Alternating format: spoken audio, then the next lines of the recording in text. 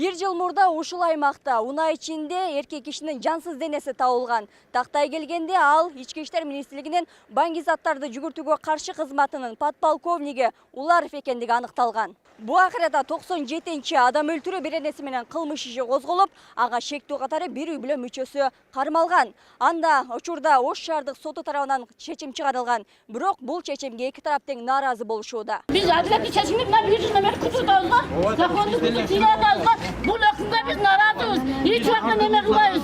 Биз нааразыбыз мындайга. Ызаланган аялдар Ош шаардык сотунун алдында нааразычылыгын билдирип чыгышты. Алар киши колду болуп өлтүрүүгө милициянын подполковниги Уларовдун жакындары кылмышка шектелгендерге соттун өкүмү чыккан, бирок чечимине макул болбой эң оор жазаны берүүнү талап кылышууда. Адам өлтүргөнгө 7 жыл берсе, болду. Кыргызстан өлгөнү ушул экен, Кыргызстан өлгөнү.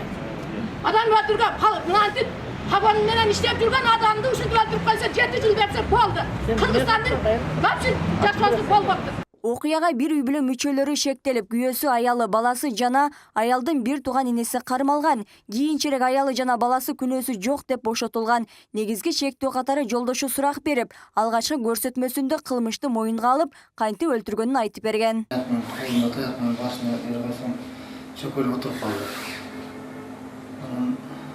Оң жагын карасам, кыртылып таш бар экен. Ошо турайын деп атканда дагы мени тургура бербесин деп отунан коркуп, ошо ташты алып туруп баратканда дагы эки жолу автоматик өзүмдүн колум иштеп кетти, байкап алдым. Бирок бул көрсөтмөнү окуядан көп өтпөй айыпталуучу тарап четке кагып келишет, анткени коркутуу жолу менен айттырган деген негизде. Каза болгон Тайырбек Уларовдун жакындары болсо кылмышты алдын ала пландалганын айтып, үй бүлө мүчөлөрүн гана айыпташат. Окуя боюнча соттук иш 1 жылга созулган эле. Это не то, что берде бактырган эмес, берде вообще булар бүгүн көрүшү, что несправедливость бар экен деген сөзү ошо да. Мен ойлойм, что билбейм, судебный система менен кандай иштешебиз дальше билбейм. Негизги айыпталган кишиге 23 жыл, ал эми экинчисине 7 жыл эркинен ажыратуу өкүмү козулган. Бирок соттолуп жаткандардын жактоочусу далилдердин жетишсиздигин жүйөлөп актоо керектигин билдирет. Мойнуна алып, мен күнөөлүүмүн деген менен аны соттолбойт. Аны бирөө көрүш керек же далилдеш керек. Далил буюм, анда далилдөө деген статьянын эмне кереги бар? Анда күбөлөрдүн эмне кереги бар? Анда жөн эле соттор менен тергөөчүлөрдүн божомолу менен эле элдерди соттой бербейлүү. Анда конституциянын деле бизге кереги жок. Уголовный кодекс, конституция кереги жок.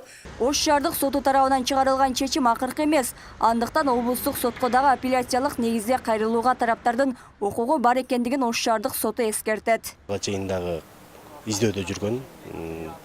2010 жылы мунун орту белгиленбегине байланыштуу кылмыш өндүрүштөн убактылуу токтотулуп турган.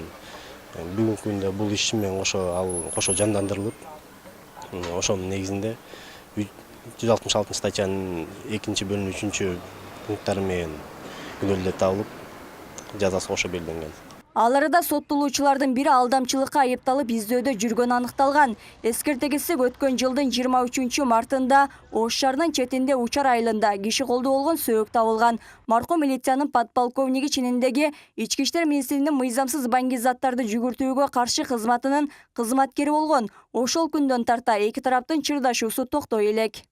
Гүлшайыр Талантбек кызы, Аскар Маматисаков, 7 канал, Ош шаары.